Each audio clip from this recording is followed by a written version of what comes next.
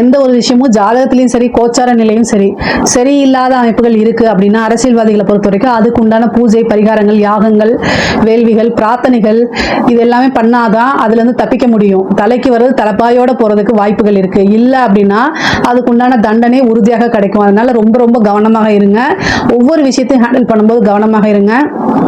முக்கியமா பேசக்கூடிய வார்த்தைகள் மீடியாலாம் போய் பேசுறீங்க அப்படின்னா அதெல்லாமே ட்ரோல் மெட்டீரியல் ஆக்கிடுவாங்க. நீங்க வந்து ஒரு ட்ரோலா ஆயிருவீங்க. அதே மாதிரி உங்களை வச்சு மீமெல்லாம் கிரியேட் பண்ணி அசிங்கமா மீம் கிரியேட் பண்ணி அதே மாதிரி உங்களுக்கு எப்படியாவது வந்து கட்சியில இருந்து இறக்கிடணும், அந்த பதவிக்கு வேற யாராவது வரணும் அப்படிங்கிற விஷயம்லாம் உங்க கூட இருக்கவங்களே அதை செயல்படுத்துவாங்க. அதனால ரொம்ப கவனமாக இருங்க.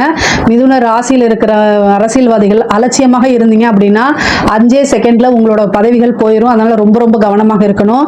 ரியல் எஸ்டேட் துறையில் இருக்கவங்களுக்குலாம் இது ரொம்ப ரொம்ப சூப்பருங்க. புதுசா நிறைய சொத்துக்கள் வாங்குறது, அதே மாதிரி இடத்தை விற்க முடியாம தவிச்சிட்டு இருக்கவங்களுக்குலாம் இந்த இடத்தை வித்து வேற பக்கம் இன்வெஸ்ட் பண்றது, வேற பிளாட் வாங்குறது, இந்த மாதிரி அமைப்புகள்லாம் இருக்குது.